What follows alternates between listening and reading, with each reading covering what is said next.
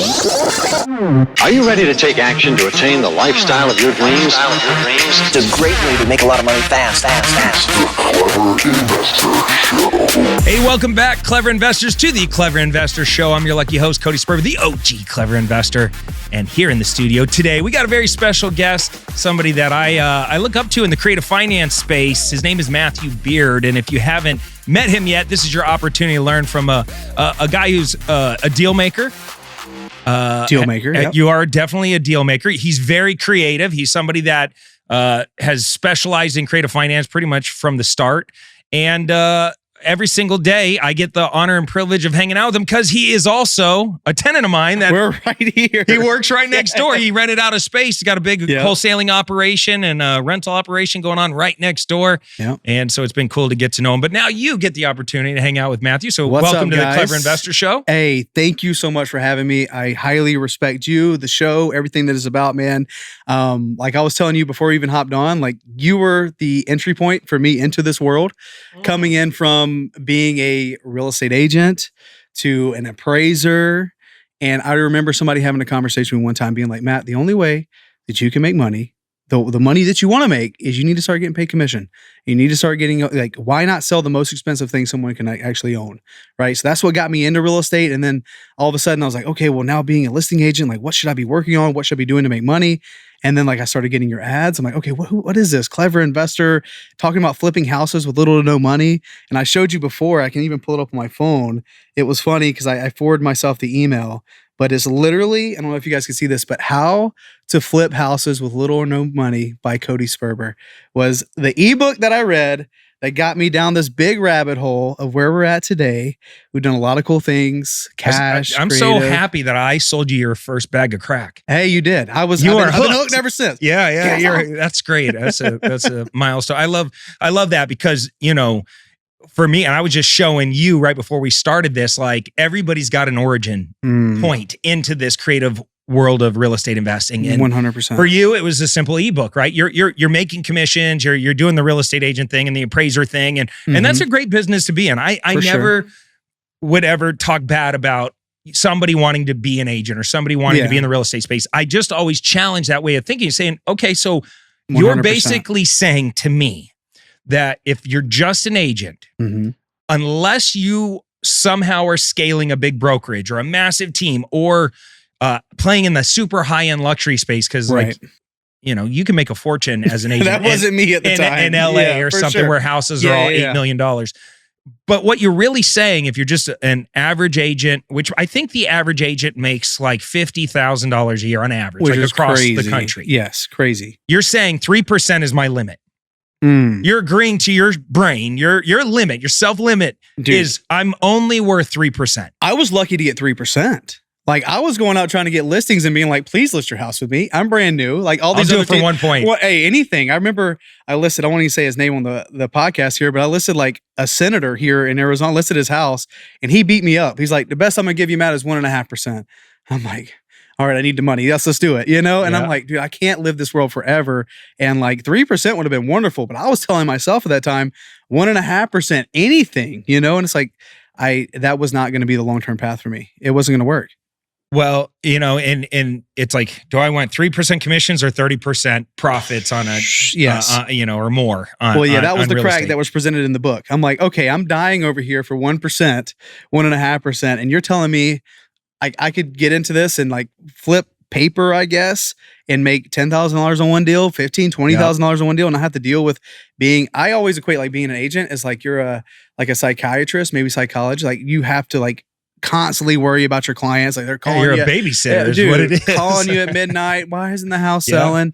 It was terrible. But yeah, that was the intro. That book got you in the door. And see, mine was my mentors when I first started was a bunch of old timers. And I was showing you pictures that I actually pulled up. It's shockingly funny who I learned real estate from. This, first off, this dates me a little bit, but these were my mentors. I don't know if you can actually see this. I'm going to show every camera here just to show you. Maybe those real estate investors this is Jack Miller and John Schaub and Pete Fortunato and Lyle Wall. They kind of look like the mafia. Dude, I don't know. Got polyester suits with like the 70s things. I mean, it is wild. And we used to go to these seminars and there'd be like 300 people there Mm-hmm.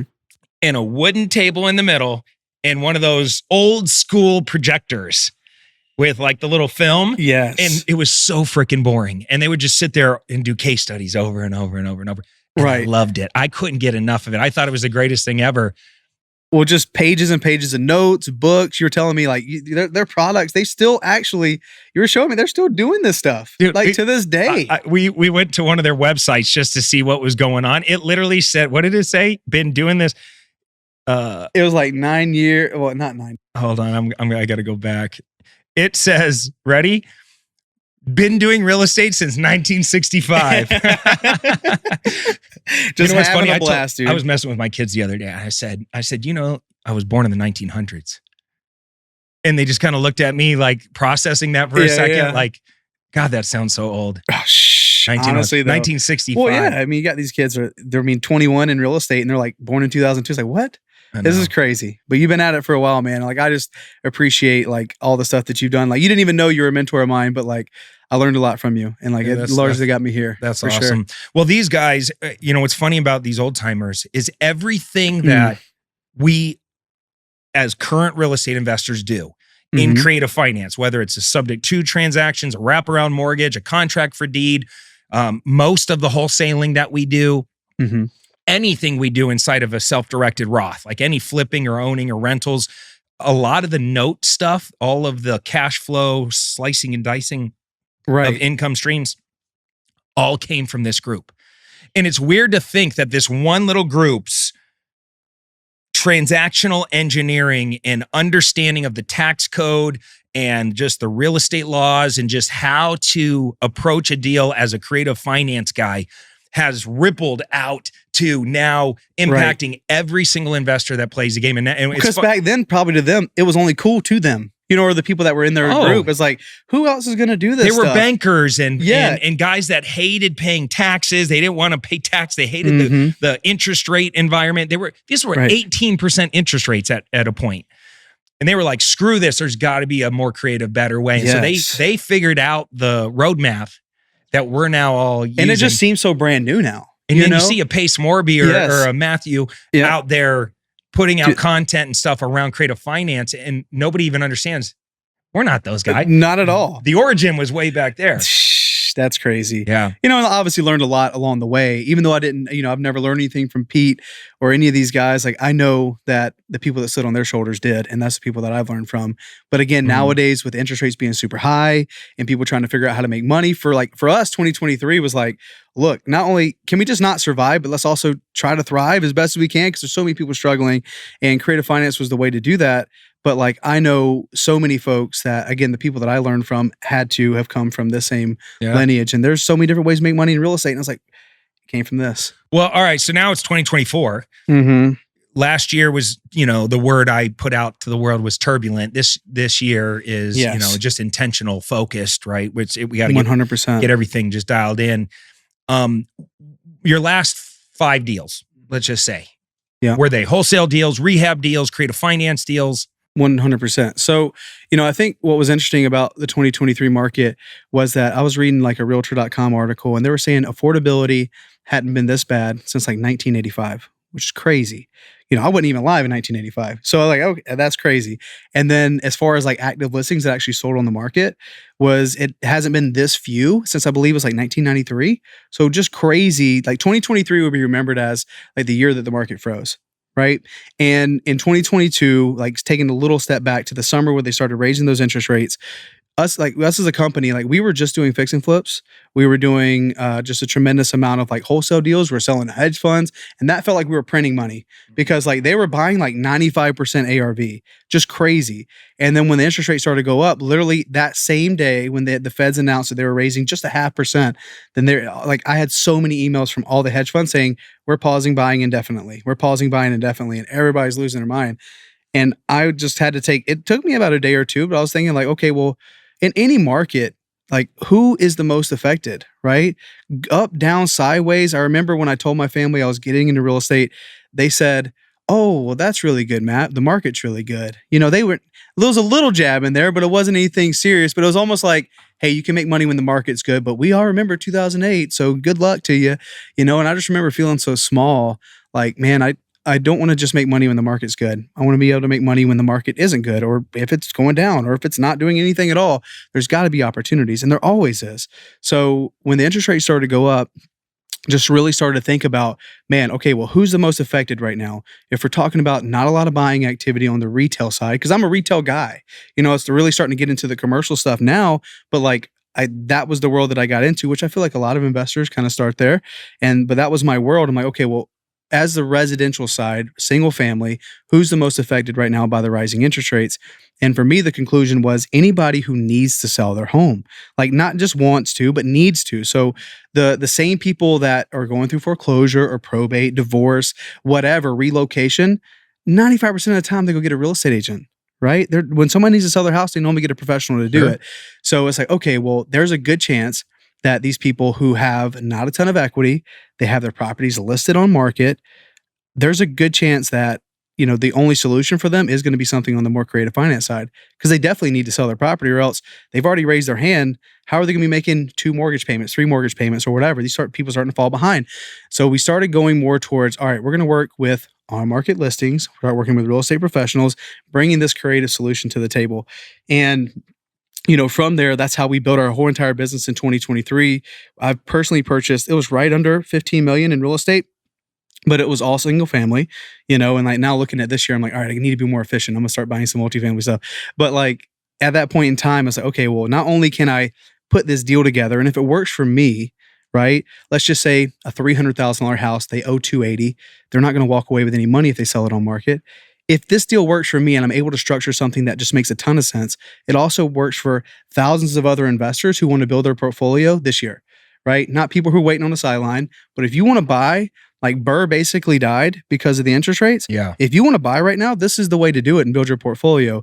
So we started structuring these deals, and not only was I able to purchase deals as it came through, I treated my business as like, hey, I want to buy the best ones. And then the good ones, they're still good. I'll sell those to other investors, right? And we wholesale creative deals basically. So that's how our entire business basically ran in 2023, was finding good on-market opportunities, structuring creative financing terms with these homeowners, and keeping the best ones and selling the rest.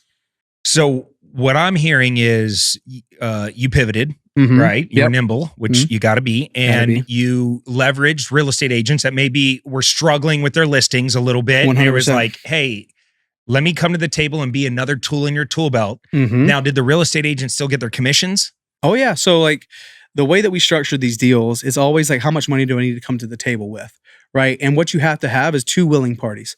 You can't work these deals out if someone's like, I got to get 6% commission or else I'm not going to do it, which are plenty of agents. That's most of them. They want to get their 6%. Yeah. But for the most part, I think sometimes, especially you add in that little, the extra, I guess the X factor is time. As these properties sit around, like agents start to say like, okay, well, getting paid something is getting paid better than nothing. So we normally contribute like 1.5% of their 3% commission. So they still get paid, but like they have to work with us a little bit. I mean, just think these agents, their backs against the wall. Oh yeah. Days on market are increasing across the country. Right. They're looking at it like, man, I put up a post, I took the pictures, I did all this work. It's now 2-3 months in, maybe 4 months in.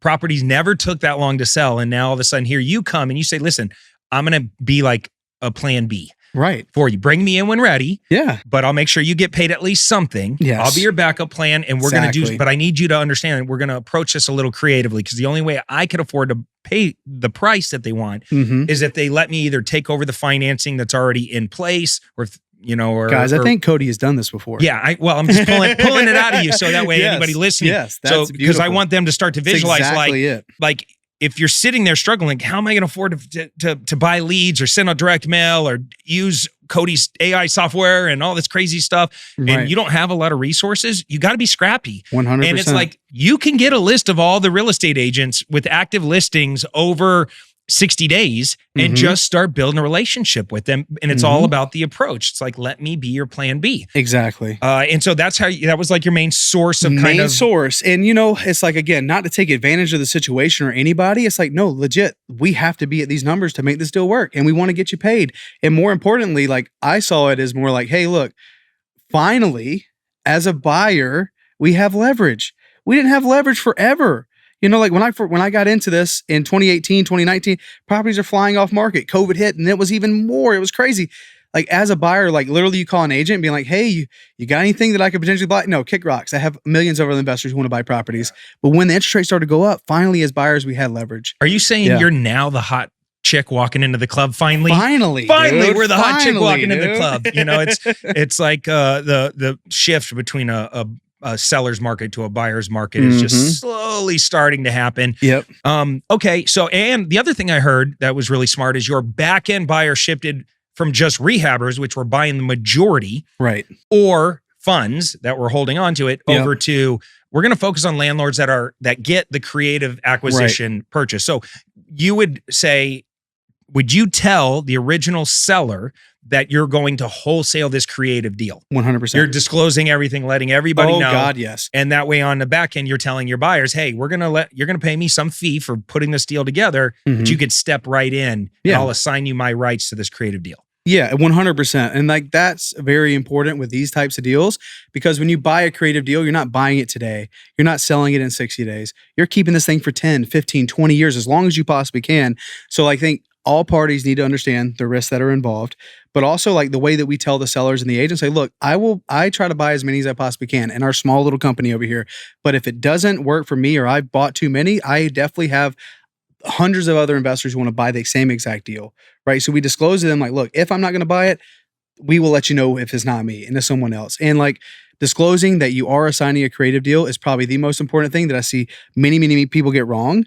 And like you open yourself up for a can of worms, whether it doesn't happen or it does happen, whatever, is I've just learned I'm not really the most risk person. I don't like taking on a ton of I want to be able to sleep well at night. And in 10 years, I don't want to worry about like assigning a deal that someone didn't know that I was assigning, you know, because especially if they're staying on title, you're asking the seller to stay on the debt while literally you're putting someone else on title. So there's a lot to these deals. And I think just learning from real estate school, disclosing as much as you possibly can is the name of the Anytime game. you touch a creative finance deal, it's better to overly disclose for everything. I tell people how I'm going to make money on it.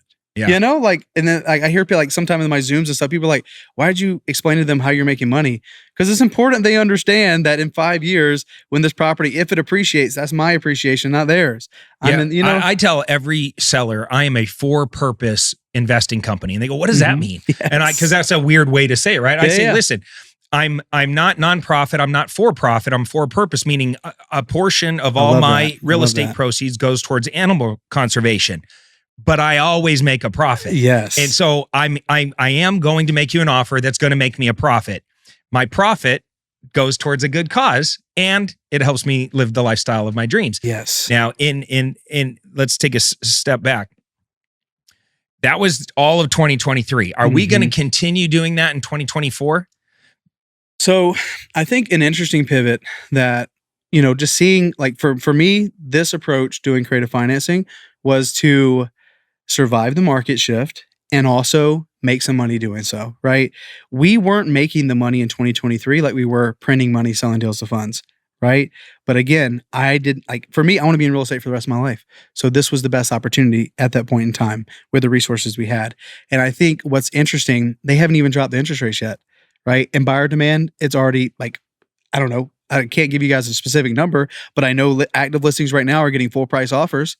And I know the fix and flippers in my network, they're listing properties and they're getting over market price offers again.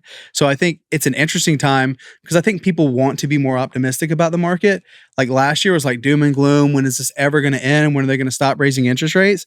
Where they talked about like, again, they haven't even done it. Like, are they going to drop it 4 times? Patrick Bet-David said they're going to potentially do it 6 times. Whatever it ends up being, I think there's a lot more optimism in the market. So like whoever tells you that, whatever happens on the retail side doesn't matter, it matters, man. Like whatever that end person is buying that home or buying that piece of that asset, it affects you as an investor tremendously. So the positive energy heading into 2024, I think is going to lead to a lot more, opportunities in the single family space. But more importantly, I think for me, where I want to make some of the bigger pivots is more on the commercial side, because like we're starting to see some of these, just the older folks they're just getting tired of managing these bigger portfolios. Like the mom and pop folks who have like 20 properties in Alabama, we're negotiating a 12 unit motel in Florida right now. These are I'm dealing directly with the principal. And, seller finance is commonplace for some of these deals. And you put together a good deal, like these deals are worth massive assignments. Like these are, if I wanted to sell the portfolio, like we have one in Jacksonville we sold, it was $160,000 assignment fee on one deal. And it's like, Ooh, how much? 160 grand. Boom. For one deal. And Yeah, it's that's like, huge. That's a game changer. It is. And I think that is going to be a really interesting opportunity this year. Yeah. More on the commercial side stuff. Yeah, and it's cool because I had one of my good friends, I'm not going to say who it is because I don't want to out anybody because they're in the middle of the deal, but I had a really good friend of mine, houses in La Jolla, California, beautiful house. And he called me the other day and he said, listen, I've been renting for, I don't know, 30 grand a month. And I had the owner call me because we had a leak or something in the house. So I called them and I was asking them to fix something.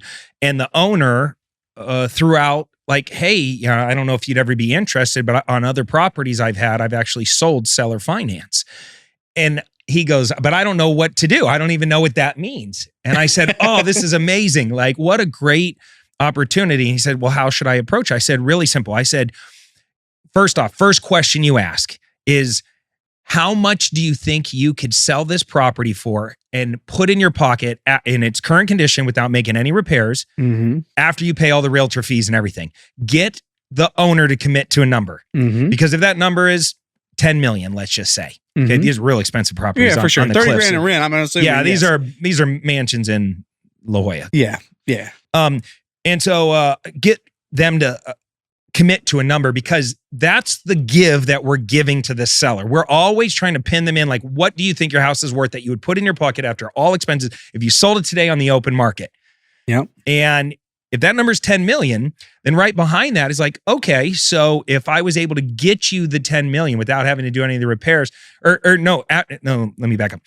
If the number was, let's say 10 million, if I say, hey, if I add back in commissions back into the deal and I paid you that amount, so there was no commission, so maybe 10.5 million, and you carried this mortgage for me, would you allow me to just continue to pay my $30,000 a month payments in equal monthly payments until I pay you off?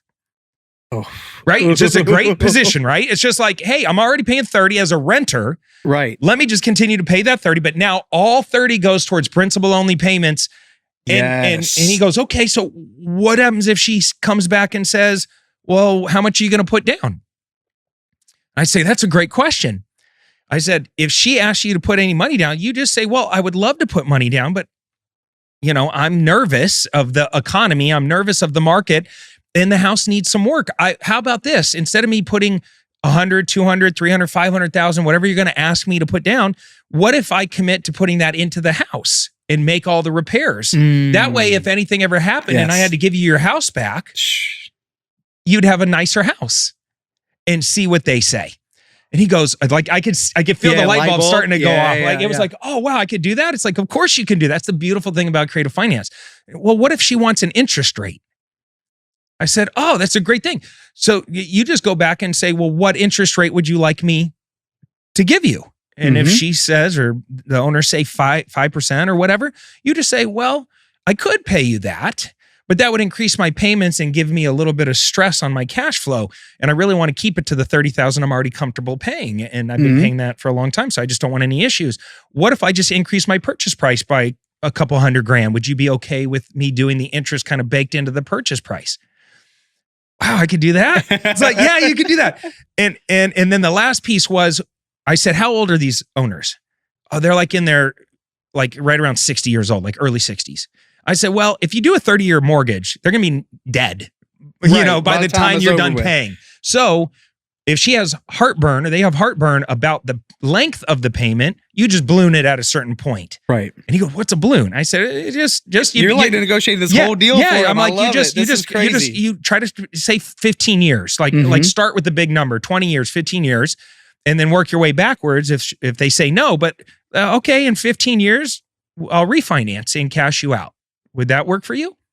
And your goal is every time they pull any other lever, down payment, interest rate, length of loan, you just keep messing with the one thing that they really care about that sounds good to them, which is the purchase price. That purchase price, and baby. the light bulb went off, and my buddy was like, oh my God, I'm going to end up owning this house. And I said, you're going to get the tax benefits from this house. You're going to sneak your way into a deal because now's the time.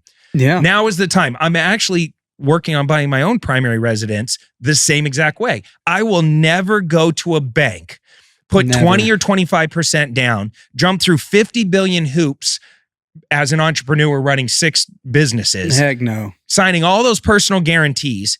Once I learned creative finance, I'm like, why would I ever go do that? Never, ever. You know why men go and do that? Because you're dumb and you let your wife talk you into dumb things. And you think, I'm a happy wife, happy life. I'm going to let my wife wants this house. No, you moron. Hey, learn this skill.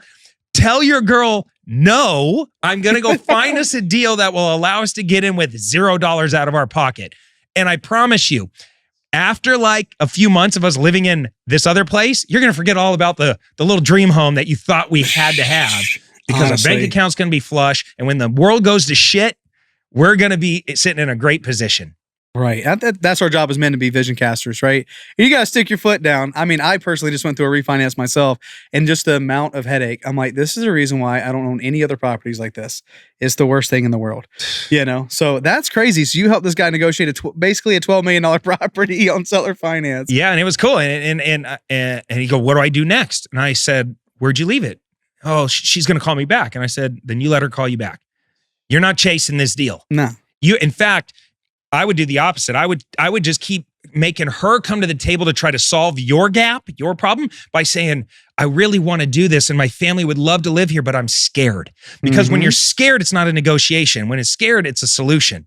Right. It's a different frame approaching the Very negotiation. He's like, oh, dude, I'm going to play the scared ticket. I'm like, Dude, perfect. I love it. And I think the caveat to that deal too is like, you may walk away with $10 million if you sold this home, but how much are you paying in taxes? You know? Oh, that's the other thing. Sorry to cut you off, but like the other thing is, if I cash you out today, you're going to have a massive tax liability. 100%. If I pay you payments over time, your tax liability happens over time. Right, exactly. The other thing is, I said, look up historically what prices in La Jolla have done over a 10-year span. I bet you they go up 4 to 8% per year. It's got to be somewhere in that range. Yeah, somewhere in that range for sure. That means if you're making principal-only payments, not only are you paying down your mortgage, let's say she says, I want you to balloon me in 10 years. Yep. Okay, that's 10 years worth of $30K payments. Okay. How much are you going to owe at the end of 10 years? Go into your little mortgage calculator, put in 0% interest, put in the balance of the loan, put in no down payment. 3.6 million off? No, a little bit more than 3.6 million. Every year. Yeah. For 10 years. That's crazy. Right? Yeah. By the time, 3.6 million, 10 years, whatever the purchase price is minus 3.6. So, but again, you basically got 8% on top of that. Your price is going up, your amortization is going down. Yes. It's the perfect deal. 100%. All right. Now we beat that and to a dead horse. 8% on 10 million is pretty significant. Oh, you know? Dude, it's a game changer. But those deals, Winston Churchill once said, never let a good crisis go to waste. That's exactly what's happening right now. We are looking out and going, we have to make a choice. We could be scared. We could be fearful. We can run for the hills. We can take our little bit of money and hoard it and try to protect it. But that's what poor people do. That's what losers do. Financially literate winners take advantage of the opportunity. They say, okay, I only have this many resources. What creative things can I start doing today in order to get into the best deals? Now, he's going to end up living in this house. Imagine if he did this 10 more times on houses that produce cash flow. It's a game changer. This is how you get to being at retirement age and not have your hand out hoping that the government puts a little cheese in it every month. 100%. That's the difference. Never take advantage of a good crisis. Wow, I never heard that. That's really good.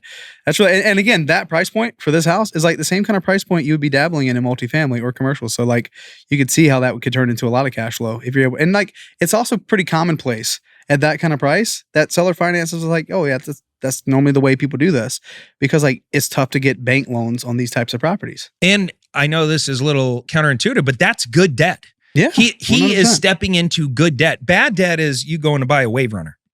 right? Yes. Going to get a motorcycle and for the weekends. Yeah. Like bad debt is toys and high interest credit card payments and like vacations that you're putting on your credit card and all that weird shit. And you could do some fun stuff with this note too. Oh yeah. You know, you could do substitution collateral. You can have the collateral be your business. If you have an LLC, you can move the debt over to your LLC. Now you own this $10 million property free and clear that you can go leverage for more loans if you need it for your business or whatever purpose. Like there's all kind of stuff. Like that's why seller finance is so amazing. And like just the stuff like you're telling me, there's 1,000 million different ways to go about putting these deals together.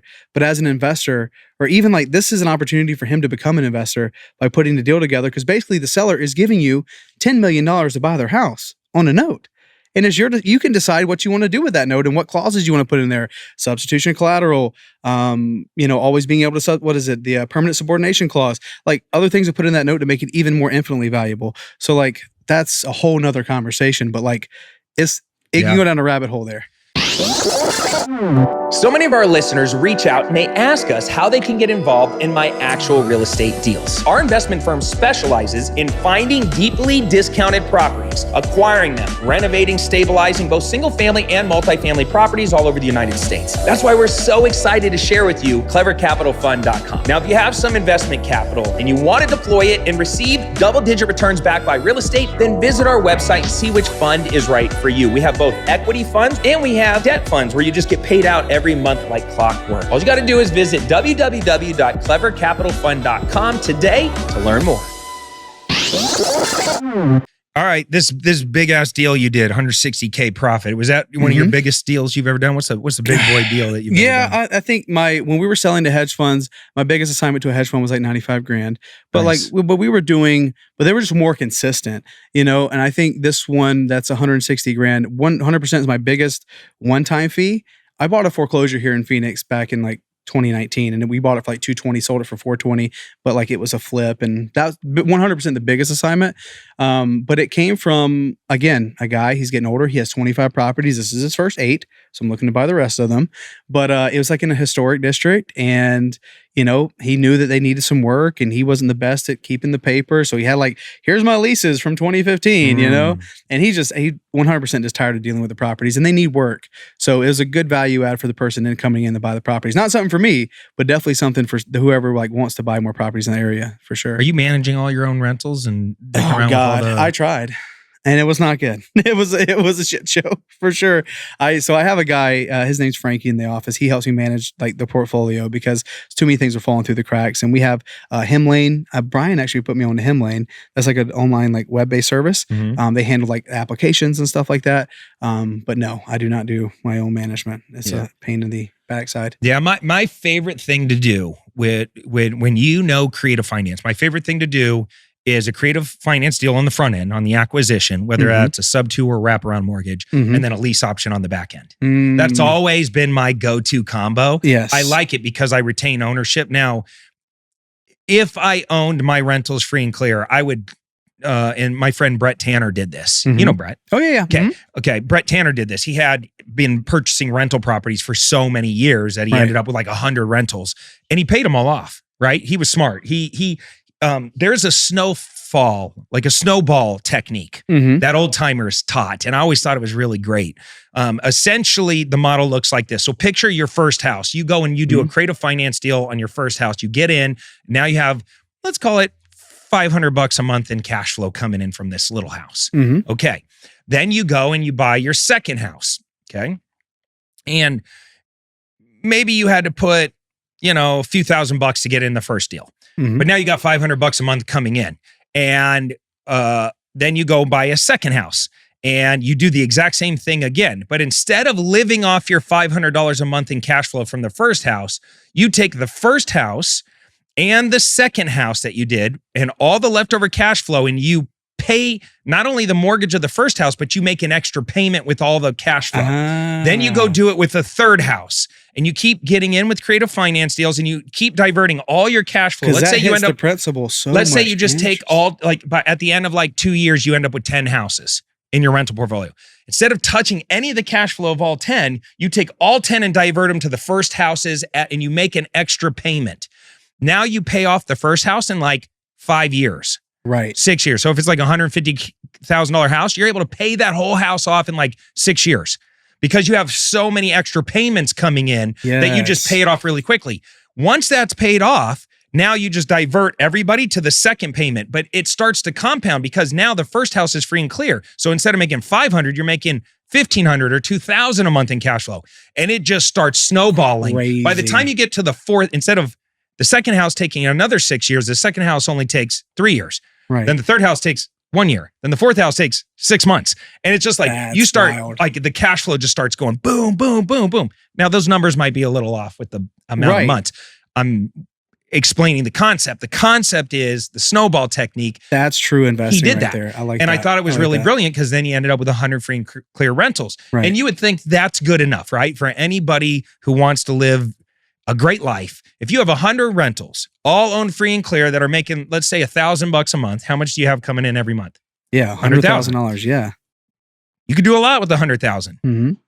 I'm here to tell you, just from personal experience, by the way, I make way more than $100,000 a month, and I spend over $100,000 every single month. Like it could happen. Like you can elevate your lifestyle real quick. Keep it going. You think that, oh man, I'm going to live this. No. But what he did was really smart. He took all of his rentals, and he sold every single one on seller finance. So now he's on the other side of the equation. Hey, he's now the bank. Yes. And he does them all at 9% interest. A seller finance deal where he gets some money down, he seller finances everybody, and he does it in a tax-free environment. And that's a beautiful thing. Brilliant what he does. Beautiful thing. He takes his little $100,000 a month, and I don't know how he did it, but I mean the internal rate of return is like 23% or 25%. He jacked up his returns by like that's crazy. 5x, 10x. Yeah, and like that's on an AM schedule too. You know, that 9% is like the first 12 years is mostly interest. Mm-hmm. That's wonderful. I love it. Yeah. We did quite a few of those types of deals. They weren't seller finance last year. I did one in North Carolina. We literally just wrapped up 2 weeks ago. But like with the wraparound mortgage strategy, right? Now, what happens when I do that is I do lose the ownership of the property. So I don't like lease option makes a ton of sense because you retain ownership.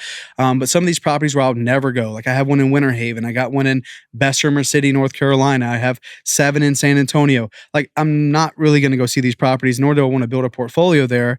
I wrap them all. I went to the original owner. They have a bank conventional loan, 3% mortgage, $250,000 house. I go find somebody I can sell that house to for $300,000. They come in with a down payment. I take my interest rate to 10%, and that's where I get my cash flow from. I love that. I was just looking something up because I can't remember the word, but I like to sell. If you're buying, you want to buy on a wrap, right? You want to always buy on a wrap. Yep.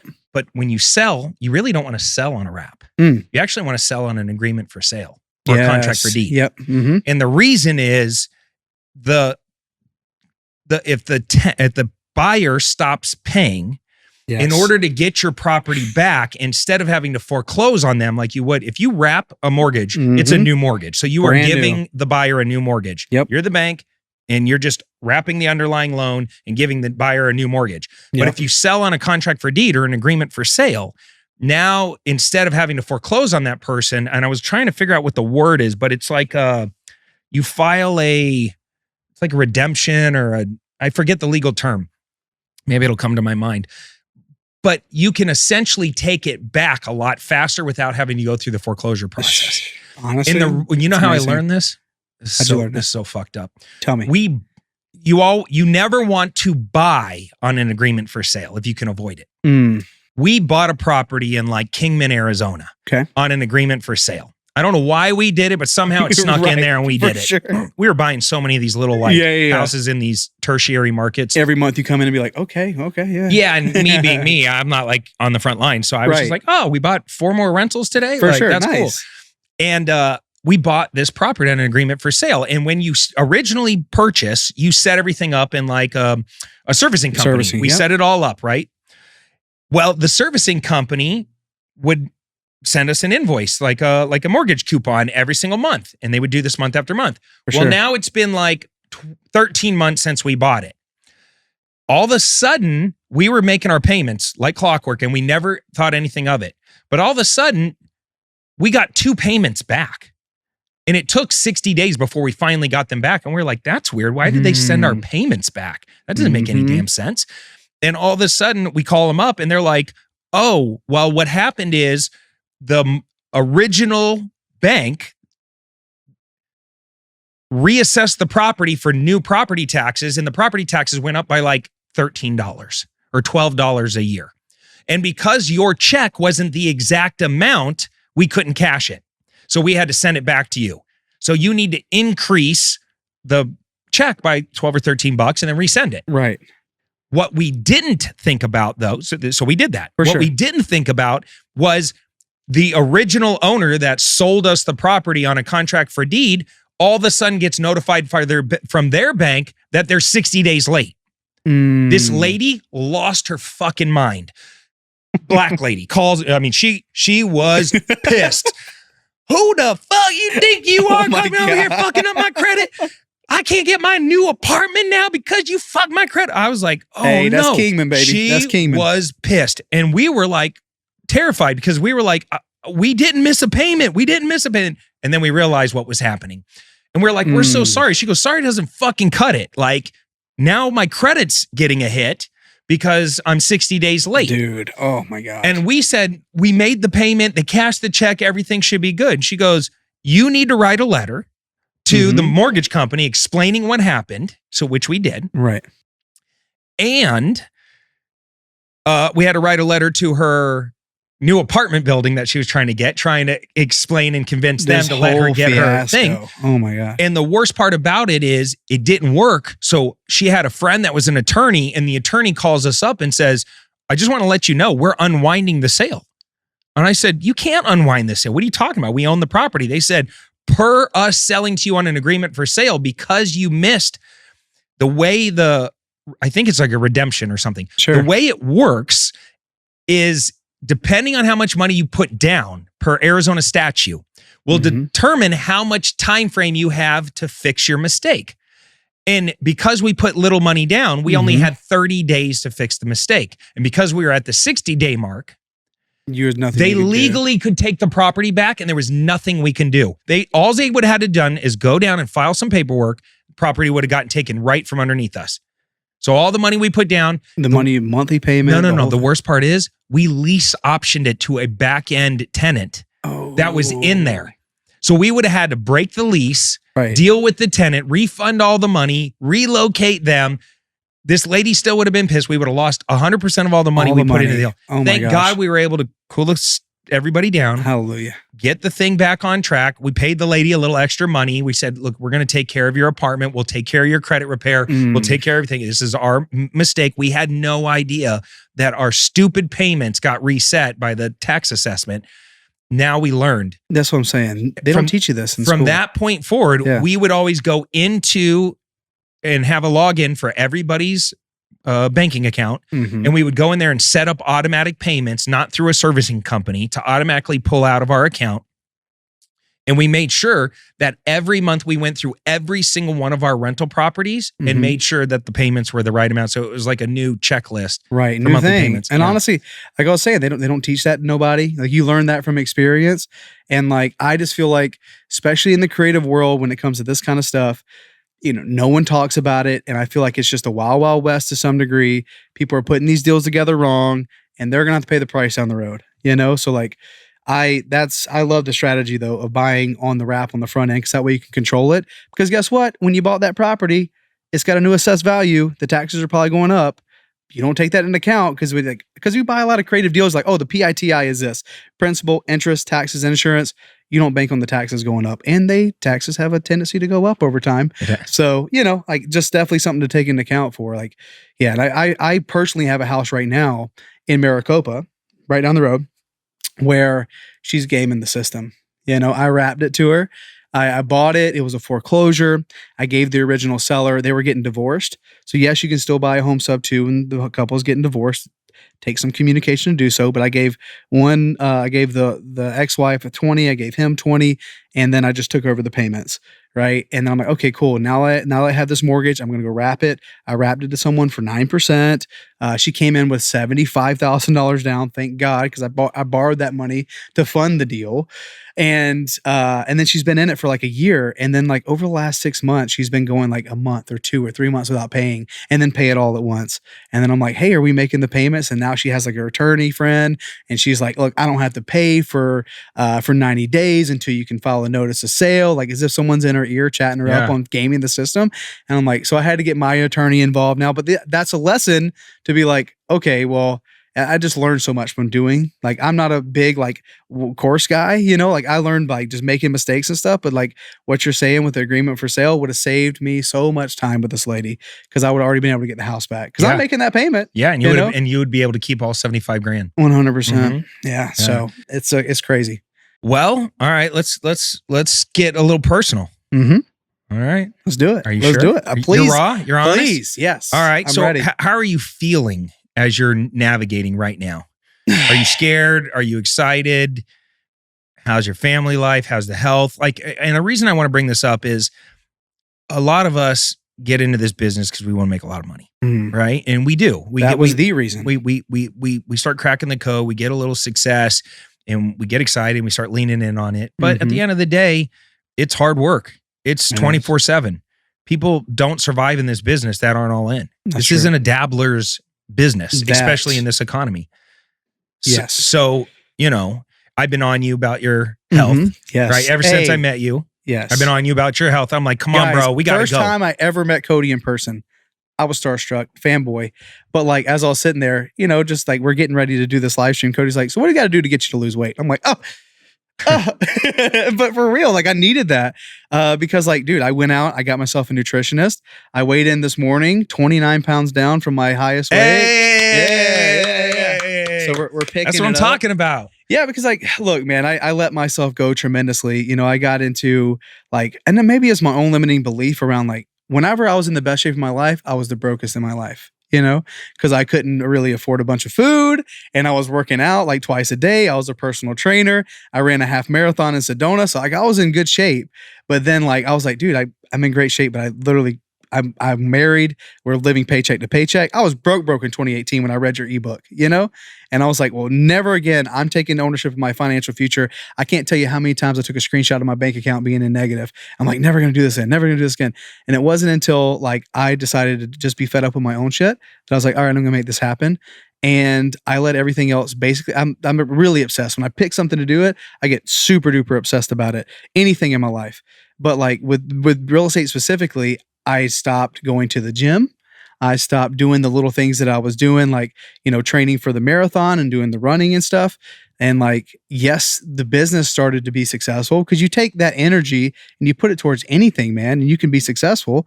But like, as the success started to stack up, I just started to feel worse and worse and worse and worse because I was gaining this weight. I'm like, who is this person in the mirror? You kind of feel kind of trapped in your body a little bit. I'm like, this isn't me. And I'm like, there's got to be a world where I can be successful, have money, and also be in great shape, you know? Yeah. So, you know, I think more than anything, that alone, because I feel like the biggest challenge that folks have, and me personally in this category, is you start feeling bad when you don't keep your word with yourself, you know? Like more than anything, like I can, you know, make money and do these things and be successful in one area. But like Zig Ziglar has like the wheel of life. I don't know if you've seen that, but like the finance and all the things and like just being like super really good over here in the finance side, but everything else, like I can't live a life like this. And I think it was like, I kept telling myself, I'm gonna wake up and go to the gym, or I'm gonna eat better and I'm gonna do these things. And it would never happen. And I'm like, what, like, who am I? Is this the same person that became successful in the first place? And it was just because I wasn't keeping my word with myself. I was feeling really down and call it depressed or whatever. But it, you know, I think getting back on track is just, for me, I read the Atomic Habits, James Clear, little things that you can do every day. And it's just picking one or two things that you can be consistent with. Hell, for me, like I started this, like whenever you ask me like, hey, what do we got to do to get you back in shape? I'm like, shit, okay, this is getting out of hand. You know, like for me, it was that moment, but also I was like, it's not just going to happen. I got to pick something to be consistent with. And for me, it was getting a nutritionist and saying, I am going to be consistent to Jaden, because she's taking her time and giving me these meal plans and doing all this stuff. Like, I'm not going to let her down. Forget about me for a second. I'm not going to let her down. And I'm going to be consistent enough to say, look, I at least am going to commit to this. And just doing that action. Has every day been perfect? No. Have I fallen off for a couple days at a time, 3-4 days, and didn't log my food? Yes. But overall, like, staying consistent with it, like, I think a lot of times we know what we should do. Like, I think we already have a lot of the answers to our own questions. Like, I know, like, oh, eat better, go work out. Eat better, go work out. But life happens. I got 2 little kids. I got to making all these excuses. But like, we all have the same amount of time. You know, we can make time for ourselves. So I wanted to commit to her and, you know, be like, look, I'm going to make this happen and keep my word with myself. And then that just goes everywhere in your life. It helps me be a better leader for the guys on the team because I feel better about myself. Like, I can stand there in front of them and be like, guys, we got to expect more from ourselves. It's hard for me to do that when I don't expect more from myself. You know what I'm saying? That's good. Good for you to see that. Well, look, I'm proud of you. We got a lot more work to do. I'm proud of you. Oh, yeah. You know, my thing, and I can relate so much to it, what you're talking about. I carry all of my weight in my ass. I'm pear-shaped, bro. Like, when it starts going, it's like within 30 or 45 days, all of a sudden, like, my pants no longer fit, nothing fits, and I just balloon. And I remember my best friend, Mike Freeman, walking behind me one time, and I was wearing like dress slacks, and I could just feel like I'm stuffed in these mofos. Right. And he's walking behind me, and he's making fun of me as we're walking. And I think he said something like, bro, you look like you're a homeless guy with 2 hams stuffed in his pants. Something like, he made some comment. And right. I remember it dug. So I was like, oh my God. Oh God. Is that bad? You never see yourself from the back. You don't. You never see yourself. And I remember thinking, Cody got a dump truck. Yeah, what? I got the dump truck. Got the dumpy dump. You know, and that doesn't work good for me. That's not a good look. And so I remember that was like the line in the sand moment where I was like, all right, fuck this. I got to get this shit together. Dude, look and at it's you hard. now, though. Yeah, no, it's somebody actually hit me because I shared my biohacking regimen on social the other day. And if you look at it, it's over the top. It's crazy. I look down, I'm like, what's going on here? Yeah, it's so over the top. It's like, 15, 20 shots a week, every week, forever. That's crazy. Like, I'm not like, it's like I am literally, this morning I gave myself four shots. I take 10, 15 pills every day, 4 shots every single day, pretty much. Right. And all these liquids and all this other stuff. I was super overwhelmed by it in the beginning. I had to develop the habit. There's a lot of prepping that goes in. Sure. I don't like it, to be honest with you, but I forced myself to do it. And the outcome, because my body has the right nutrients, I have the right testosterone levels. I just added something called tesamorelin, which is an HGH derivative. Because phase 1 was just like lose the weight. Sure. Start to build the foundation, get your testosterone checked, and make sure that your body has all the right vitamins and minerals. Yeah. All the shots are just vitamins and minerals. Interesting. It's not like I'm taking. I mean, you look like you can go play for the Cardinals. Thank you. There is like 1 or 2 peptides in there, but nothing major. Yeah. Most of it is just vitamins and minerals, just for gut health and making sure that my body's optimized. For sure. The TRT and the tesamorelin, and that's for like growth. For sure. Like now we're gonna get cut and we're gonna grow. And I literally just added that. And I shared my regimen online, and somebody hit me back. And at first I kind of got offended by it. They were like, no, you're just taking steroids, bro. Because they just saw a bunch of needles and stuff. And I'm like, okay, maybe that's just a misconception they have. So I replied back. I said, actually, I'm not, there's no steroids. It's testosterone replacement therapy is the closest thing to a steroid, but it's not. It's testosterone, and everything else is vitamin and minerals. And then he started asking all these questions. And by the time we were done with this little back and forth, he was like, give me the name of your doctor. I'm getting on this shit right now. Right. But before I ever got to all this stuff, it was 75 hard 2-a-days, right? Get in the habit of going twice a day, fasted cardio in the morning and a gym workout in the afternoon.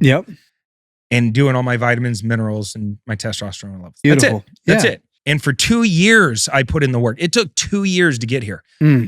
Now it's such a habit of mine. But no one sees that, though. I feel like shit if I don't do it. It's the weirdest. It's the opposite. And trust me, there's so many mornings I wake up. It's cold. It's dark. My girl sleeping next to me. She looks delicious. Right. The last thing I want to do is get out of that bed. Right. But I do every single time because I made that commitment to myself to not break character, to not do it. And that makes you better for everybody else, right? That's leadership. It's the ability to keep your promises to yourself. And when your people see the habit, you cannot be denied. You cannot be stopped. They cannot talk you out of the vision and the goal. 100%. And that's how I look at everything. I'm like, okay, I'm going to walk into this fucking room, this office, and I'm going to immediately change the weather in this environment to where everybody just feels like there's so much hope and so much abundance and so much potential and prosperity that everybody's going to win because I'm in that motherfucking room. Because you're there. Because I'm there. Well, you feel that energy, dude. You know, you do. Your job as a leader, though, is to be that guiding compass. That's because actions align with words, That's right? it. And how you do anything is how you do everything. They see you take that and you do that in your personal life, then it's like, okay, this guy's serious. Like, and that's so much more respectable than someone like even again, a leader being out of shape. What does that say about you? How you do anything is how you do everything. That, and look, I buried my mom a little over a year and a half ago. And I posted a picture this morning. If you're watching this, go look at my Instagram @official Cody Sperber. Go find the picture of me sitting in front of my mom's casket. When you're sitting there and you're burying a loved one and you're reflecting on your life and all your broken commitments and all of your regret and all of that pain you've carried around, and you're sitting there and you're really self-analyzing and going, how the fuck did I get here? And the whole point of that post was like, when are you going to stop the bullshit? When are you going to stop the lies? You cannot continue to run from this pain. You can't hide it in drugs and alcohol and vices and porn and overworking and pain and achievement and gambling or whatever you're into. Whatever that vice is, you can't outrun it. Eventually it's going to catch up to you. And when it does, it's going to run you the fuck over. And all the money in the world, all that success that you think is making you significant, none of that's going to matter to you in that moment, because the only thing you're going to care about is your health and being back in alignment. My new phrase for 2024 is alignment always in all ways. Ooh. And I like that. what I mean by that is you have to keep your promises you made to yourself. Your words have power. You have to realize that your people are watching. All of your team members are looking at you. All of your family's looking at you. Your kids are looking at you. And they're all saying to themselves one of two things. That person is a leader to me, and I would trade places with that person in a heartbeat because they set the example for everybody. They are the standard. They are the barrier breaker. Or they're looking at you and saying, that's not for me. Why would I ever listen to you? You don't even listen to you. You don't even believe in you. Why would I believe in you? Always. Alignment equals velocity. Alignment is the key to joy and happiness 100%. and feeling successful and feeling significant. Ultimately, we all want one thing: to feel love. 100%. We want to feel love. We want to feel loved by the people around us. Feel significant. You can't get there when you don't love yourself. And that was the big epiphany for me coming out of therapy and my mom dying and going through a divorce and looking at my kids. I had to look at my kids. It's the worst feeling in the world. It's like I knew I was going to get a divorce. So in my mind, I'm slowly building up to this moment of like getting there. My kids had no clue. I ran them the fuck over that day when me and my ex-wife sat them down. I remember we're sitting in our master bedroom and we brought the kids in. I refused to do it. It took weeks for me to finally get the words formulated. I couldn't do it. And I just kept running from it. And it's different now because I'm in such a great place and I have so much love and joy and I feel so good because I'm in so much alignment. Oh yeah. But back then I was so scared. It was so overwhelming and I thought I was going to die. It was like having an anxiety attack, like right on the verge. And I remember it was like, we're doing this. Shannon was like, we're doing this now. Like, we're not punting this, because I was like, let's do this tomorrow. she was like, we're doing it now. And she called the kids into the room. And so I can hear them running down the hallway. And I'm like, oh my God, I can't believe we're going to wing this and do this now. And she was like, it's a Band-Aid. We're ripping it off. And I was like, fuck, okay. And I sat them down and I remember thinking, okay, what do I say? And I was just like, hey, listen, I want you guys to understand that none of this has anything to do with you guys. And that sometimes adults have to make really tough decisions that are really painful. And it's going to be very hard to and before I could even finish the sentence, I saw the tears welling up in my daughter's eyes. And she waited until the moment I said, Mom and I are getting a divorce. The second the words left my lips, it was like an eruption of pain.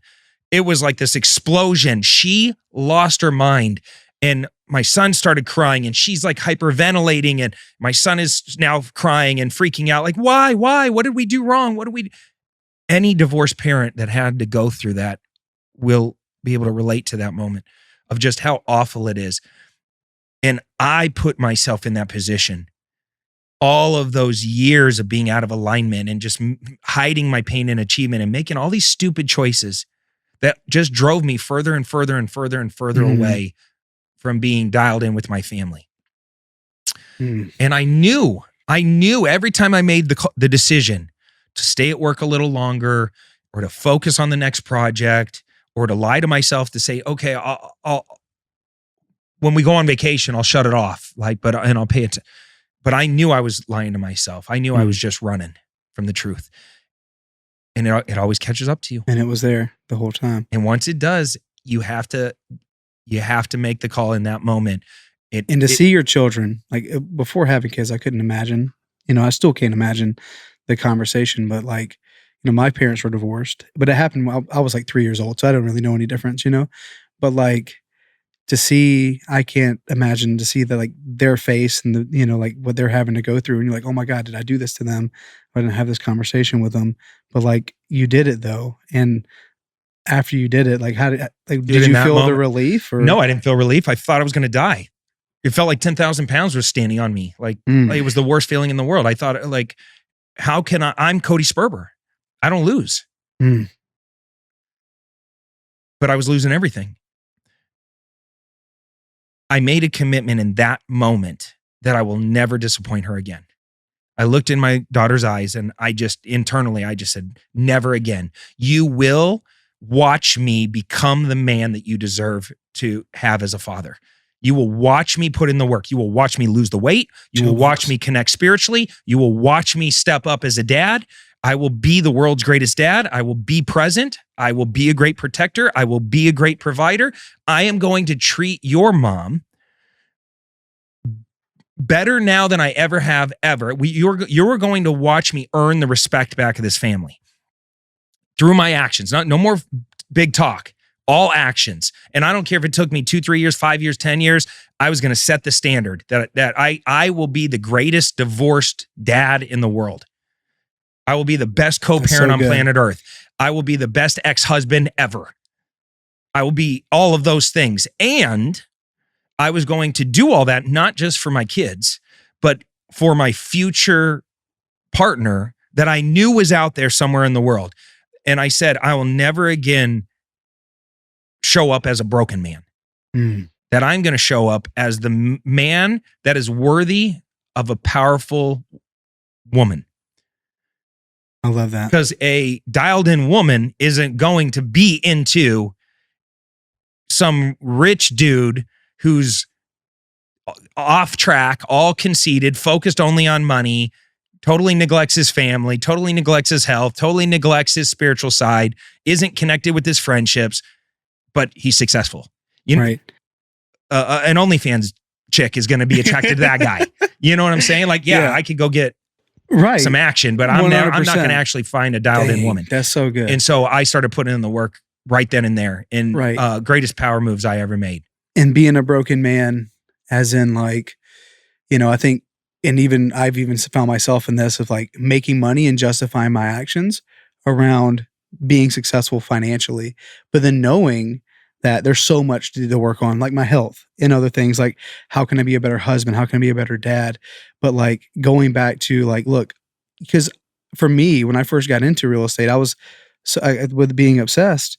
I was not at home ever, and my wife was pregnant with our first boy, and like I've been there. Yeah, and like I would see each other in passing. We'd watch Netflix, watch a quick show at the night, and I wake up the next morning and I'm off again, right? And coming from a divorced household, it was about 3 months, and then going into it, I was like, look, if I know for sure if I continue to do it this way, we're not going to last. There's no way, And we had a conversation, and this was really early on. And say, look, it's you first always. Like there's going to be times in life where things are a little out of balance because like there's necessary too, but I was doing things for me, disguising it as it was doing it for us. Oh yeah. You know what I'm saying? So like, yeah, that brokenness can be in many different areas because I found myself coming home and having a to-do list, because like she wasn't getting fulfilled in the areas she wanted to What get you did is you put her in her masculine. Yeah. When you put a woman in her masculine, she gives you the to-do list after a long day's work because she's just looking at it like, look, we're surviving. We're just two people surviving. Yes. And this is my shit. I got to get this done and I need your help doing it. And you're not helping out around here. I'm handling all this stuff and I need you to help out around here. And that's the disconnect is I did that for way too long. You got to get her back in her feminine. And the second you do that, and and they, like I said this in other podcasts, they want three things: being a provider, a protector, and be present. And once they feel that connection back, they'll go right back into their feminine. It's a beautiful spot to have them in. Right. I heard Andy Elliott say like, be where your feet are. And that was so good. That's easy to remind yourself. Yeah, that's a good phrase. It's like, when I'm here at work, I'm here at work. When I get home, I'm dad, I'm 100% like all the notifications on my phones are off and I'm just dad. If you need to get a hold of me, maybe I check my phone by the time I put them down and go to sleep. But like, that's where I'm at. That's good, bro. Well, I want to see you continue crushing it on the health side of things. Just getting going. Like Wes Watson says, ripped, rich, and rare. Hey, that's the goal, right? Hey, we got to get there. You can be all those great things and a great example and in the best health of your life and be killing it in real estate. I want to challenge you for two things. Okay. I'll have you back on the podcast when you lose how much? 40 more pounds, 50 more pounds, 30 more pounds. Like what? Give me a number. Let's call it 50. Ooh, that's a stretch goal. I like it. Yeah, I can do 50. Yeah, for sure. You should. I want to run again, so I need to lose 50 pounds. Okay, so. you gotta hit another 50 pounds, and I want to see you push yourself into getting out of residential and into commercial. We got to get you over into the big league because we're not playing the game yet, dude. I've been harping this on all my podcasts. Like, you got to get out of residential. Yeah. I love residential, and I think it's fine if you always have like a little residential thing. It's been my little comfort zone. Fuck that. We're done with that. Yeah. 2024 is thinking big, being intentional, using your time wisely, being completely freaking dialed in. Dude, I'm down. Yeah. I mean, just having some of the conversations we had around that, like just shifting my mindset around, dude, like even doing these hotel state things and the 12 unit, the 15 unit apartment stuff, just the money to be made over there. Not even just the money. It's just like, it's just more interesting. It's like, it's more fun. I like that way better than a little single family. Yeah. Dude. Just keep pushing yourself. That's that anybody listening to this, keep pushing yourself. If you're going to spend the same amount of time on a little deal as you will a big deal. Nate, don't fool yourself. It's not easier to do a little deal. The little deals honestly bring the most headache. It's the ones where you make like $5,000. Yeah. And you had to do all this work. Like this portfolio deal, I've sent like 4 emails. That's it. It's like, those are nice when they come. They're not always like that. But most importantly, like, it's the same amount of work. Are we working on the right stuff? Well, I appreciate you coming on. What's your social? It is, you can find me on Instagram. It's I am Matt Beard. You can also find me on YouTube. We do a lot of this kind of like creative finance stuff. We also do crazy challenges where like we do dunk. Yeah, go check out some of his challenges. They're kind of fun. He does all kinds of wacky things. Tries to keep it fun. Does live seller calls, all kinds of fun things. So you can kind of learn along while you're watching him do it. It's I am Matt Beard on YouTube. I am Matt Beard on YouTube as well. There you go. All right, man. Cool. Thank you. Well, thank you guys for hanging out with us. This was a great podcast. We covered a lot of ground here today. If you got some value out of this episode, just do me a favor, fire it off to one friend. If you have a friend that's in real estate that needs to hear this message, maybe it's just an entrepreneurial friend that maybe slipping a little bit and you want them to hear some of the entrepreneur personal talk about balance and family and life and all that. Just fire that off to one person. That would be your give back to us. Brad here. Until next time, take care. Comb your hair. Peace. Hey, Cody Sperber, the original Clever Investor, host of the Clever Investor Show podcast, and I'm shooting this ad right now to let you know that this podcast exists. It's finally out, and we have some amazing guests. So please, I'm begging you, can you just come and give our podcast a listen? I've been doing real estate for a really long time. I've accessed some of the coolest people in the world. We were having all these amazing conversations, and I'm like, what are we doing? Let's record this and actually put it out on a podcast. But the problem is, I have to let people know about it. That's where this ad comes in, and this is where you come in. You're going to be able to learn from successful entrepreneurs, get in-depth interviews from amazing leading experts. You're going to learn real estate investing strategies and tactical training strategies that work in today's market. We're going over market analysis and different market predictions. You're going to be able to engage in an awesome community. And we go into some pretty deep dives on the mindset of what it takes to win the game of money and in life, plus lots of bonus resources and exclusive content. So what you're going to want to do right now is click the link that you see on your screen and give the show a subscribe today. We have amazing guests like Ken McElroy and Robert Kiyosaki and Wes Watson and Pace Morby and Jamil Damji and Vina Jetty and a whole host of amazing men and women entrepreneurs that you're going to love to learn from and get to know. So what you want to do right now is click that link and give the show a subscribe today.